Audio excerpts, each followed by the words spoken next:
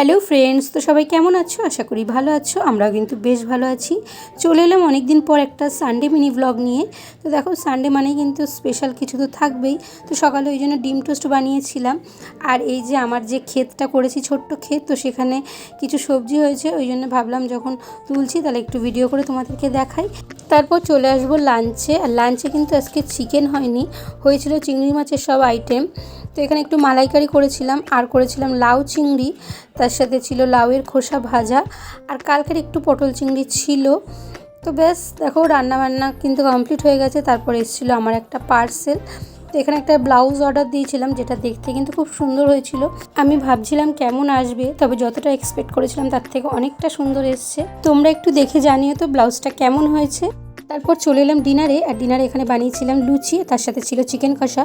আর বাবি কিন্তু আমাকে একটু লুচি ভাজাতে হেল্প করছিল। তো এই ছিল আজকের মিনি ব্লগ। টাটা।